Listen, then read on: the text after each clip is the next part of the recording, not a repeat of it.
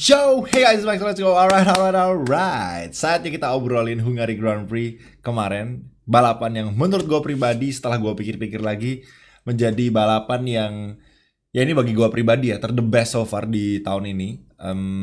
Ya memang banyak balapan yang lebih seru, tapi buat gue pribadi kemarin balapan yang paling terbaik di so far musim F1 2024 ini. Alasannya kenapa nanti gue jelaskan. Jangan lupa untuk like, comment, share teman-teman kalian, dan juga subscribe buat kalian yang belum subscribe. Bantu gue ke 50.000 subs setelah ini semua bisa. Ini dia bahas atau obrolin Hungary Grand Prix kemarin. Let's go.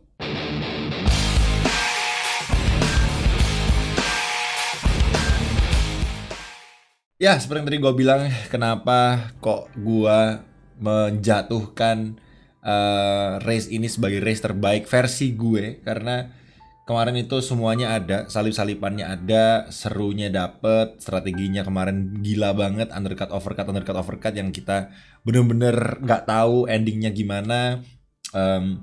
Biasanya gue kalau nonton gue bisa kalkulasiin, tapi kemarin tuh kayak ya apakah bener nih masuk duluan, undercutnya bener nggak, kok masuknya gini-gini. Jadi kemarin masih ada beberapa strategi yang menurut gue masih bisa diperdebatkan. Itu yang makanya membuat race ini seru, teman-teman, karena ada 2 stop juga instead of biasanya kalau balapan tuh 1 stop doang gitu kan. Jadi seru, dan yang bikin menurut gue race ini mengena banget di gue adalah secara emosional gitu. McLaren of course yang ada tuker-tukeran di akhir gitu ya. Ya nanti kita akan jelaskan lagi satu-satu, tapi kita akan breakdown seperti biasa. Masuk ke lap pertama. Mungkin sebelum itu kalian juga bisa tulis ya versi kalian, skornya berapa, tulis kolom komentar. Oke, masuk ke lap pertama. Di sini ada start yang cukup gemilang seperti biasa dari Verstappen. Menurut gua Verstappen startnya emang no debat ya, emang bagus banget Verstappen kalau start. Dia start di posisi ketiga, masuk ke turn 1 dia masih bisa ngimbangin, ya of course dengan late braking dan segala macam ya, masih bisa ngimbangin duo McLaren yang start di depannya. Dan kalian bisa lihat dari foto ini, Verstappen terlihat unggul, walaupun memang dia menggunakan teknik late braking of course untuk bisa unggul seperti itu gitu ya. Dan berujung seperti kalian tahu kelempar sama Lando. Dan ini yang menurut gua asiknya adalah di lap pertama ini mungkin menurut gua pribadi kayaknya Verstappen nggak perlu ngasih balik posisinya ke Norris. Ya ini tapi debatable teman-teman. Kalau katanya Martin Brundle bilang harusnya Verstappen kayak Norris, back off. Karena emang ya namanya turn 1, lap 1, lu gak harus langsung melesat di momen tersebut gitu kan. Lu bisa nyalip di next-nextnya. Walaupun emang nyalipnya kemarin kalian tahu sendiri susah banget gitu ya. Dan kalau kalian lihat di fotonya Norris ini, kalian bisa lihat Norris masih dapat space dari Piastri, tapi tidak ada space sama sekali ya untuk Verstappen. Dan Verstappen ini posisinya udah di kiri banget, udah keluar. Dan kalian bisa lihat setirnya Lando beloknya udah belok banget ya, udah understeer parah itu. Karena emang ya mungkin turn 1 lap bannya juga masih belum optimal dan segala macam, sehingga mengakibatkan understeer yang terlalu parah gitu ya. Jadi ya nggak bisa, mungkin maksudnya Lando juga pasti mau memberikan space, tapi apa dikata mobilnya understeer, mungkin Piastri pun juga understeer gitu kan. Dia sebisa mungkin memberikan space, tapi space-nya hanya cukup untuk satu mobil saja, dan Verstappen harus kelempar. Verstappen kelemparnya cukup lebay sih sebetulnya ya, jauh banget teman-teman kelemparnya. Karena dia mungkin juga understeer-nya parah banget gitu ya. Kalian bisa lihat dia melempar dirinya sendiri, lebih tepatnya itu jauh banget gitu ngambilnya. Atau mungkin secara sengaja, gue nggak tahu juga, supaya bisa dapat run yang kenceng, makanya dia rejoinnya di posisi kedua gitu ya. Tapi itu debatable. Menurut kalian gimana? Apakah bener Verstappen membalikan posisinya ke Lando? Kalau menurut gue kemarin harusnya masih bisa, nggak perlu gitu, karena ya lap 1 turn 1 dan memang chaos gitu ya. Dan Verstappen kemarin rejoinnya juga not bad juga, nggak yang dia udah keluar jauh banget gitu. Seharusnya nggak gain advantage ya, cuma nggak tahu gue nggak tahu secara garis besarnya apakah memang pas ngambil jauh itu Verstappen dapat speed yang kencang banget sehingga dia bisa rejoin di posisi kedua. But menurut gua pribadi secara sekilas harusnya nggak perlu dibalikin, karena kemarin toh juga setelah Verstappen balikin langsung tuh ada no investigation needed atau apalah itu bahasanya, yang jelas nggak ada penalti untuk Verstappen setelah dia memberikan posisinya balik ke Lando gitu. Jadi kemarin pihak Red Bull merasa mending balikin aja karena takutnya nanti di penalti gitu. Tapi kalau kata gue kayaknya tetap nggak di penalti, bro. Pertama, lu Max Verstappen gitu kan. Kemarin aja nggak dapat penalti yang Hamilton gitu kan. Itu menurut gue nggak perlu dibalikin. Tapi ya debatable teman-teman ya. Ini 50-50. Gue tetap 50-50. Tapi kemarin kalaupun nggak dibalikin, gue merasa nggak masalah gitu. Tapi ya nice untuk Verstappen mau walaupun ngomel-ngomel ya. Nice banget mau ngebalikin posisinya ke Lando gitu ya. Oke, lanjut. Di lap pertama juga gue sorot tentang Leclerc juga, yang somehow gue kaget ya waktu ngelihat foto ini. Gue kira ini Sainz gitu kan, itu Leclerc yang kesalip sama Aston gitu, karena kan Leclerc yang start di posisi ke-6 gitu kan. Ternyata malah kesalip sama Aston itu Carlos Sainz gitu teman-teman. Gue kaget juga. Jadi ya GG untuk Leclerc, startnya not bad gitu kan. Dan lanjut fast forward, semua udah ada yang masuk pit dan segala macam. Fast forward ke lap 35, Verstappen akhirnya battle sama Hamilton. Hamilton udah nyalip Verstappen maksudnya. Jadi Verstappen yang harus ngejar, dan kalian bisa lihat di sini Verstappen side by side sama Hamilton masuk ke turn kedua dan berakhir ujung lebar lagi teman-teman ya. Jadi dia ngomel-ngomel Verstappen, dia bilang udah brake biasnya udah -5 kata dia. Tapi masih nggak mau belok nih mobil katanya Verstappen gitu kan. Gue nggak tahu maksudnya -5 itu apa. Kalau di game F1 kan kita tahu brake bias itu angkanya dari 50 sampai 60 sampai 70 atau berapa gitu. Yang jelas angka gitu. Jadi kita nggak tahu terminologinya -5 dari Verstappen ini apakah remnya itu ke depan atau -5 itu ke belakang. Kalau menurut gue mungkin -5 itu brake biasnya di depan gitu ya. Mungkin. Mungkin kalau ada yang tahu silahkan komen aja. Kayaknya -5 maksudnya Verstappen tuh remnya brake biasnya atau brake balance-nya tuh udah diarahin ke ban depan nih, tapi mobilnya masih nggak mau belok gitu menurut Verstappen gitu ya. Oke. Karena biasanya kalau understeer emang mau didepanin gitu ya brake balance-nya. But ya, gue nggak tahu apakah itu yang dimaksud Verstappen atau dimundurin. Tapi seharusnya kayaknya di depanin, dimajuin gitu ya. Oke, itu Verstappen lebar teman-teman di lap 35. Sayangnya nggak berhasil untuk overtake Hamilton. Dan masuk ke lap 41, 6 lap setelah kejadian itu, Hamilton dan Leclerc memutuskan untuk ngepit duluan dan mencoba untuk undercut Verstappen. Dan di sini momen dimana seperti yang gue bilang tadi di awal, strategi yang agak aneh. Kayak Leclerc perasaan barusan ganti ban hard gitu kan, udah masuk lagi ke ban medium gitu kan. Kalau Hamilton gue paham karena emang windownya yang pertama Hamilton masuknya kecepatan lap pertama teman-teman. Jadi kecepatan gitu kan. Makanya dia ada di depan Verstappen tadi di lap 35 di foto tadi. Jadi ya udah memang layak untuk Hamilton ngepit lah gitu kan. Ban hardnya udah lumayan umur. Leclerc yang ban hardnya kalau nggak salah masih belum 20 lap gitu, masih berapa belas gitu. Jadi kayak menarik sekali ini. Memang tujuannya jelas ya, memang untuk undercut Verstappen dan berhasil teman-teman. Dan ya kemarin kalian lihat sendiri Verstappen kenceng banget setelah dia ngepit belakangan. Jadi Verstappen itu ngepit di lap ke 50-an. Kalau nggak salah ingat 50-an gitu ya. Ini Norris masuk di lap 46. Duluan masuk, gue nggak tahu kenapa, padahal jarak ke Hamilton jauh banget gitu kan. Gue nggak tahu kenapa. Ini mulainya drama McLaren guys ya. Gue nggak tahu kenapa di lap 46 Norris duluan yang dimasukin. Harusnya ini Piastri dulu yang masuk gitu kan. Kemarin alasannya adalah untuk mengcover Lewis Hamilton katanya gitu kan. Yang mana Lewis Hamilton tuh seingat gue kemarin ya, itu jaraknya tuh masih cukup jauh dan harusnya gak sepanik itu untuk bisa mengcover Lewis Hamilton gitu teman-teman. Apalagi Lewis Hamilton itu masuk dengan ban hard gitu. Norris masuk belakangan, of course bisa masuk dengan ban medium gitu ya. Jadi itu yang kemarin cukup tanda tanya besar untuk pemilihan strategi dari McLaren. Kenapa Norris harus dimasukin duluan? Jadinya membuat stigma bahwa kemarin Piastri menangnya giveaway gitu teman-teman ya. Karena orang-orang yang mungkin nggak begitu paham F1 atau mungkin yang baru nonton gitu kan pasti bingung gitu. Nah ini kenapa Norris ngasih posisinya ke Piastri, bla bla bla. Pasti mereka kan akan bertanya-tanya gitu ya. Itu yang bikin penonton itu jadi istilahnya apa ya? Bertanya-tanya gitu lah, ini ngapain Norris ngasih ke Piastri gitu kan. Pasti gitu ya. Pasti orang-orang yang penonton-penonton yang mungkin baru gitu pasti nggak ngerti teman-teman ya, akan kenapa gitu, pasti akan bertanya-tanya.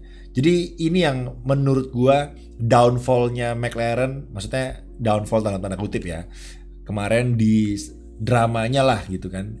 lap 46 ini harusnya menurut gua pribadi Piastri aja yang masuk. Karena Norris santai aja, kalaupun Norris kesalip Hamilton, walau yang mana kayaknya nggak mungkin karena Hamilton cukup jauh teman-teman. Norris pakai ban yang lebih fresh gitu, medium, jadi santai aja gitu kan. Yang mana tetap tidak mungkin terjadi. Harusnya 46 Piastri, 47 langsung Lando masuk. Jadi satu lap aja, jangan kayak kemarin ini udah Lando masuk 46, Piastri dimasukinnya lap 48 guys gitu kan. Jadi kemarin tuh jaraknya Lando sama Piastri ketika masuk itu 3 detik kurang lebih gitu. Jadi Piastri di depan P1, lap 46, Lando 3 detik di belakangnya Piastri masuk. Bayangin, dalam 2 lap 3 detik itu tercover guys ya. Piastri keluar di belakangnya Lando hanya dalam waktu 2 lap gitu kan. Jadi ya 1 lap aja harusnya. Piastri masuk di lap 47. Itu kesalahan atau pemilihan strategi McLaren yang tanda tanya besar lagi, yang poin kedua guys ya. Pertama, kenapa Lando Norris dimasukin duluan? Kedua, kenapa Piastri dipitin 2 lap setelah Lando Norris masuk gitu. Lama banget gitu kan. Keburu bannya Norris enak dan segala macam gitu kan. Bannya Piastri udah jelek. Maksudnya semakin jelek gitu, dan dia pakai ban hard tua gitu kan. Jadi udah tanda tanya besar tuh. Ya kan?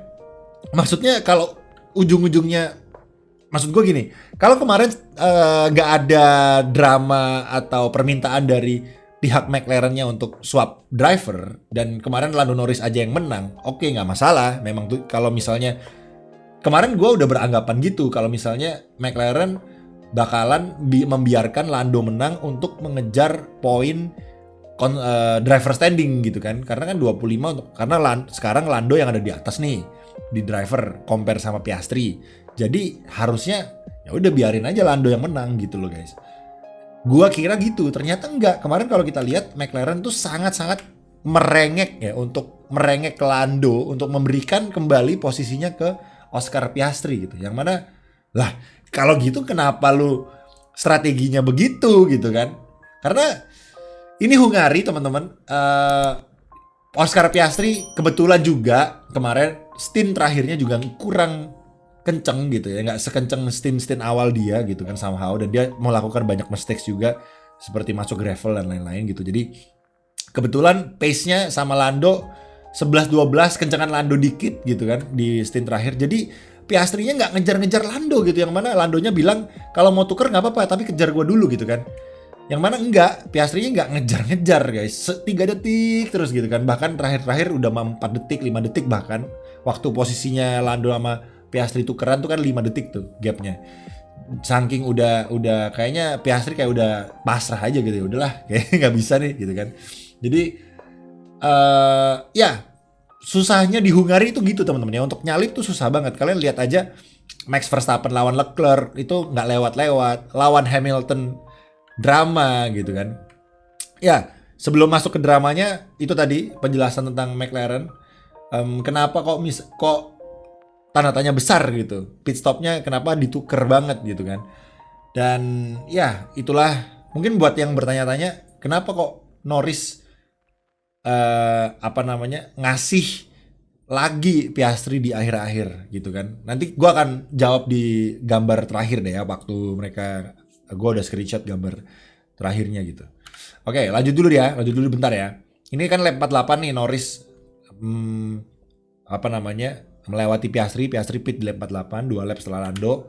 Terus di lap 50-an itu Verstappen masuk untuk ganti ke ban medium fresh, yang mana bannya kenceng banget gitu, stintnya Verstappen gila banget, ngebut banget, selisih 2 detik setiap lapnya, hampir kurang lebih sama Lando dan juga Leclerc dan juga Lewis gitu, kenceng banget. Dan sama Verstappen di radionya si GP dibilangin, tuh, maksudnya GP bilang, well that's some gentle introduction, maksudnya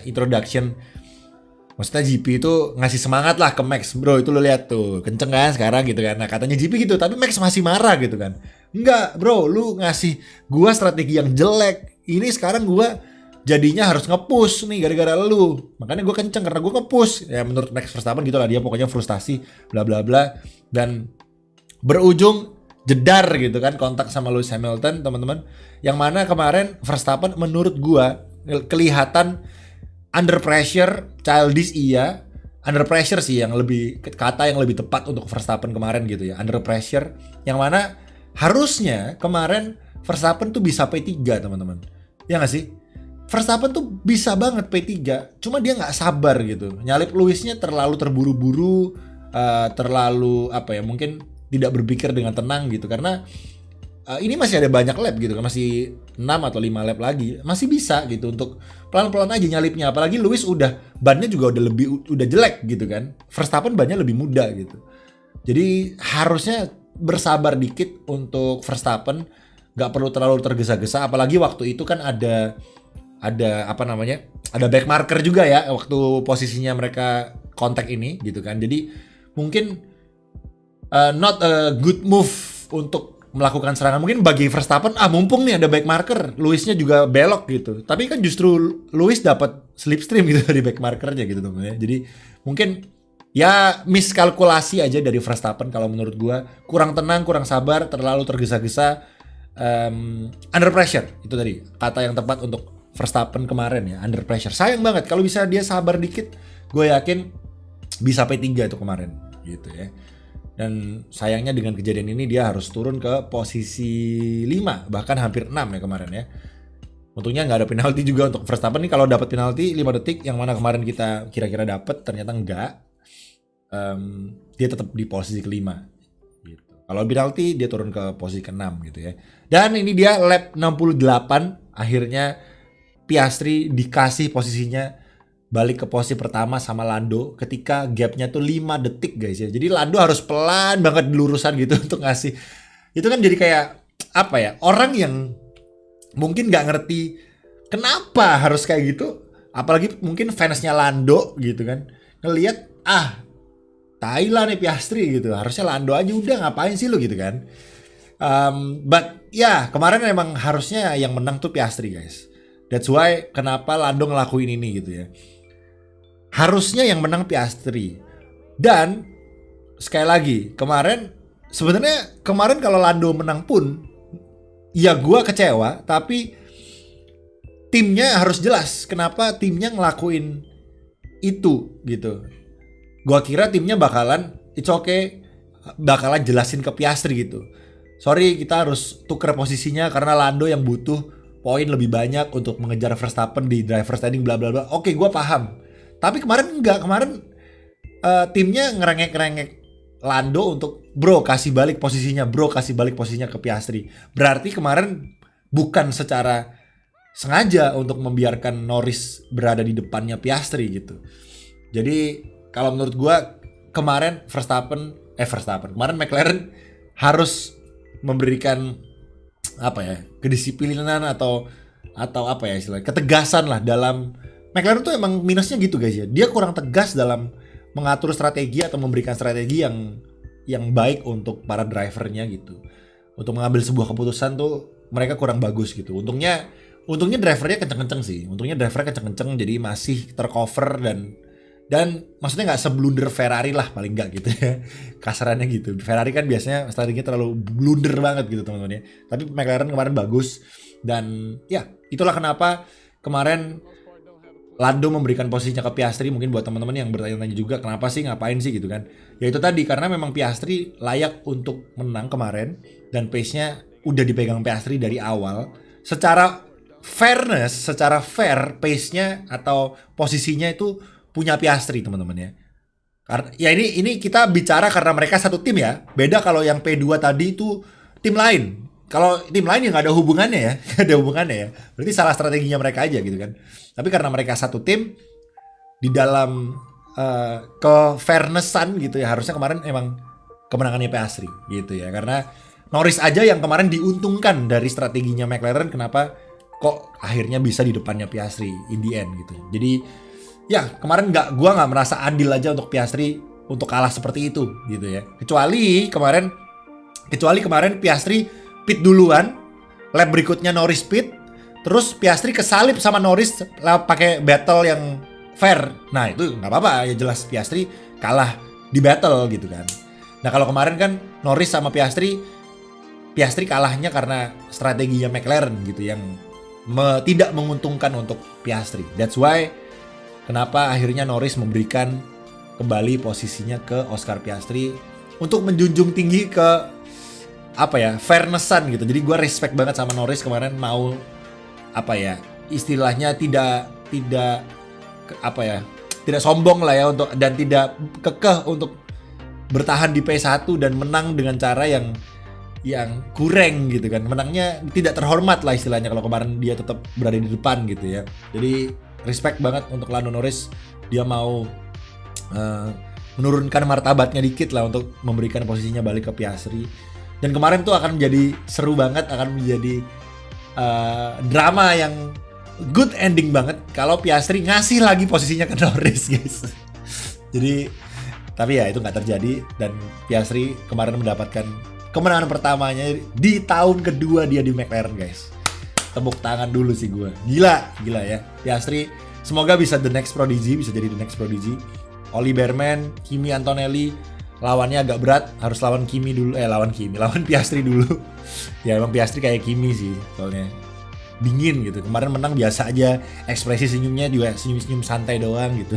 Ya nggak ada ekspresi yang gimana gitu. Kemenangan pertama bro, biasa aja ekspresinya gitu kan.